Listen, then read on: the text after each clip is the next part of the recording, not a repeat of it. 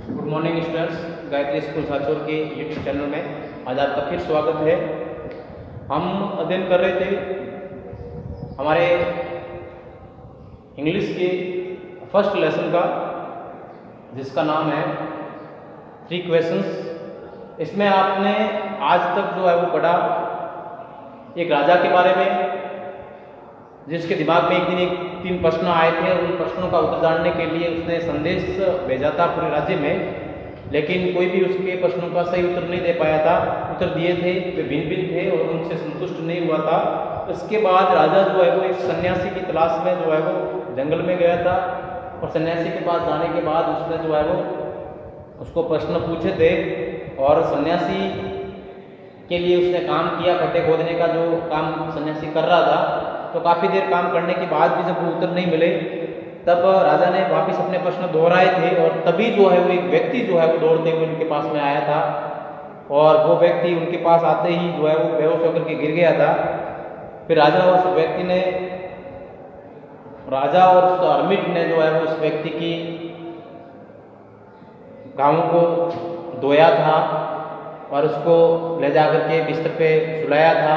और उसके बाद जब उस व्यक्ति को होश आया और उसने राजा को अपने सामने जागे हुए बैठे देखा, तो उसने राजा से माफ़ करने के लिए कहा। तब राजा ने कहा था कि मैं आपको जानता नहीं हूँ और ऐसी कोई वजह नहीं है जिसकी वजह से जो है वो आपको माफ़ करना पड़ेगा, मुझे कुछ भी याद नहीं है। तभी उस व्यक्ति ने कहा था कि आप नहीं जानते होंगे, लेकिन मैं आपको जानता हूँ, मैं आपका वो दुश्मन हूँ जिसने आपको मारना था।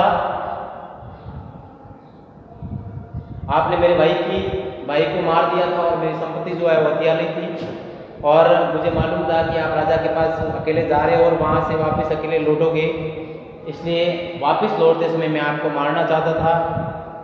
लेकिन जब आप वापस नहीं लौटे, अंधेरा हो गया, तो मैं मेरे छिपने के स्थान से बाहर निकला। तभी मेरा सामना जो है वो आपके अंगरक्षक से हो गया और उसने मुझे घायल कर दिया। किसी भी प्रकार बच करके मैं यहाँ आया और आपने मेरी देखभाल की, मेरे गाँवों को धोया और मुझे जीवन दान दिया। अब अगर जो है वो मैं जीवित रहता हूँ तो मैं ज़िंदगी भर आपके एक वफादार नौकर की तरह आपकी सेवा करूँगा और उसके बाद मेरे पुत्रों को भी मैं ये कार्य करने के लिए आदेश दूँगा। तो राजा इस प्रकार से अपने एक दुश्मन से इस प्रकार से शांति स्थापित होने के कारण बहुत खुश हुआ और उसने उसको वादा किया कि वो अपने डॉक्टर को और अपने सेवकों को आपके पास भेजेगा और आपकी देखभाल करवाएगा और आपकी संपत्ति जो मैंने ली है उसको भी वापस दे देगा। इतना वादा करने के बाद वो उस हर्मिट को उस घायल व्यक्ति को छोड़ करके बाहर आया। राजा वहाँ से निकलने से पहले अपने प्रश्नों के उत्तर जो है वो जानना चाहता था और अपने प्रश्नों को एक बार और जो है वो हर्मिट को, उस सन्यासी को पूछना चाहता था। इसलिए वो बाहर गया, उस सन्यासी के लिए इधर देखा तो उसने देखा कि सन्यासी जो है, जो कल जो क्यारियाँ खोदी हुई थी राजा ने और उस हर्मिट ने मिल करके, उनमें जो है वो बीज बो रहा था, नीचे झुका हुआ था। तो राजा ने जा करके उस सन्यासी से कहा था कि बुद्धिमान व्यक्ति, मैं आपके पास मेरे प्रश्नों के उत्तर जानने के लिए आया था। इतना कहने के बाद फिर उस सन्यासी ने क्या कहा, प्रश्नों के क्या उत्तर दिए, राजा उनसे संतुष्ट हुआ कि नहीं हुआ, इस बात को जानने के लिए मैं आपके सामने आज फिर जो है उससे आगे वाला पैराग्राफ लेकर के उपस्थित हूँ। तो देखिए, You have already been answered, said the hermit, still bending down to the ground and looking up at the king as he stood before him. You have already been answered का मतलब हुआ उस हर्मिट ने कहा कि आपको आपके प्रश्नों के जवाब दिए जा चुके हैं, आपको आपके प्रश्नों के जवाब पहले ही मिल चुके हैं। ठीक है, ये कहा उसने।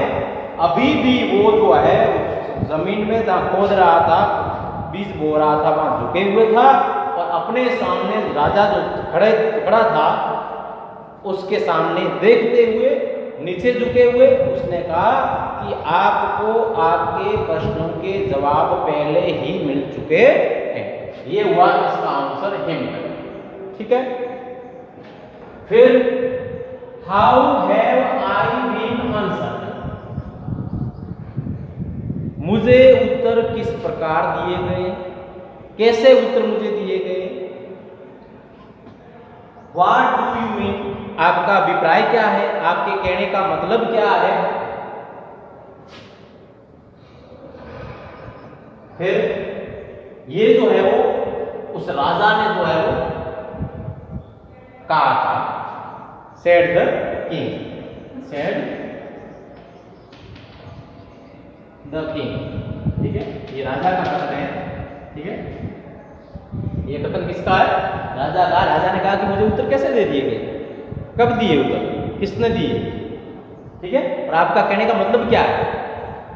तो फिर जो है वो हर्मिट कहता है डू यू नॉट सी, क्या आपने नहीं देखा, आपने समझा नहीं। रिप्लाइड हर्मिट, हर्मिट ने जवाब दिया कि आपने नहीं देखा, आपने समझा नहीं। If you had not pitied my weakness yesterday, अगर कल आपने मुझ पर दया न की होती। पिटीड का मतलब दया की, PITIED, सेकंड फॉर्म है वर्ब की, और इसका मतलब दया की। यस्टरडे यानी कल, वीकनेस यानी कमजोरी, मेरी कमजोरी पर आपने अगर कल दया नहीं की होती। And had not dug these beds for me, और मेरे लिए ये क्यारियां अगर नहीं खोदी होती, you would have gone away, तो आप जा चुके होते, आप जो है वापिस जो है यहां से निकल चुके होते। Then that man would have attacked you and you would have wished you had stayed with me, तो क्या होता, आप निकल जाते, मेरे लिए प्रश्नों के उत्तर आपको नहीं मिलते, आप मेरे लिए काम नहीं करते, मेरे ऊपर दया नहीं करते, तो आप उसी टाइम निकल जाते वापस। और आप अगर उस टाइम निकल जाते, देन क्या होता, वो व्यक्ति जो छुप करके बैठा था वो आपके ऊपर हमला करता, और तभी आप क्या करते, you would have wished you had stayed with मी, फिर आप पछताते और कहते, कामना करते कि मुझे जो है वो वहीं रुक जाना चाहिए था, मुझे वापिस अभी नहीं आना चाहिए था, ऐसा तुम पश्चाताप करते। सो इसलिए the most important time was when you were digging the bed, तो इसलिए सबसे महत्वपूर्ण समय कौन सा हुआ, जब आप जो है वो मेरे लिए तैयारियां खोद रहे थे, वो समय जो है वो सबसे महत्वपूर्ण था। कौन सा समय महत्वपूर्ण था, जब राजा सन्यासी के लिए क्यारियां खोद रहा था, वो समय महत्वपूर्ण था। And I was the most important man, और सबसे महत्वपूर्ण व्यक्ति कौन था उस समय, वो सन्यासी जिसके लिए वो क्यारियां खोद रहा था। And to do me good was your most important business, और सबसे बिजनेस यानी कार्य, वर्क, और सबसे महत्वपूर्ण कार्य कौन सा था, मेरे लिए कार्य करना। सन्यासी ने कहा कि मेरे लिए कार्य करना सबसे महत्वपूर्ण कार्य था उस समय।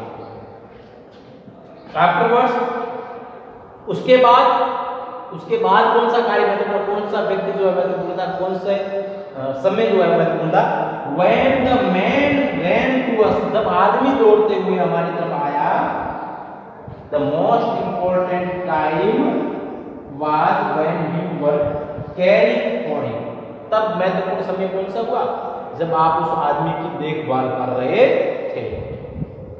बिकॉज, क्योंकि if you had not dressed his wounds, अगर आपने उसके घावों की पट्टी न की होती, ही वुड हैव डाइड, वह मर जाता। मर चुका होता without having made peace with you, आपके साथ आपसे शांति या सुलह किए बिना वो व्यक्ति मर जाता और आपसे शांति स्थापित नहीं होती। इसलिए महत्वपूर्ण समय जो है वह उस व्यक्ति की देखभाल करना था। अब आगे क्या होता है, कुछ लाइनें और मैं लिखवाता हूं आपको। आगे देखिए, फिर वो व्यक्ति दौड़ते हुए आया तो आपके लिए सबसे महत्वपूर्ण समय था उस व्यक्ति की देखभाल करना, और so he was the most important man. और तब जब आप उस व्यक्ति की देखभाल कर रहे थे, उसके गाँवों की जो है वो सफाई कर रहे थे, उनको इलाज कर रहे थे उसका, तो उस समय आपके लिए सबसे महत्वपूर्ण व्यक्ति था वो व्यक्ति। And what you did for him was your most important business. और उस समय आपका सबसे महत्वपूर्ण कार्य था उस व्यक्ति की देखभाल करना।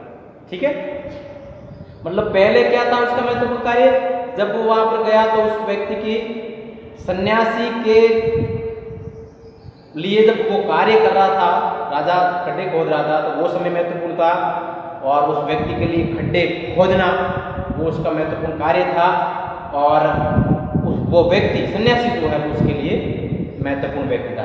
फिर जब वो व्यक्ति आया दूसरा दौड़ता हुआ, तो उसकी देखभाल करना, जब वो देखभाल कर रहे थे तो वो समय महत्वपूर्ण था उसके लिए, और जिसकी देखभाल कर रहे थे वो व्यक्ति महत्वपूर्ण था, और जो देखभाल जो थी वो सबसे महत्वपूर्ण बिजनेस यानी कार्य था। ठीक है, तो ये इसका मतलब क्या है, देखिए रिमेंबर दैट, इसलिए याद रखिए, हमेशा ये बात दिमाग में रखिए, याद रखिए, remember that there is only one time that is important. केवल एक समय, याद रखिए हमेशा, केवल एक समय है जो महत्वपूर्ण होता है, सबसे महत्वपूर्ण समय होता है किसी भी कार्य को करने का, वो है and that time is now. और वह महत्वपूर्ण समय, किसी भी कार्य को करने का समय महत्वपूर्ण जो है वो है प्रेजेंट, नाउ। नाउ यानी अब मतलब प्रेजेंट, वर्तमान समय।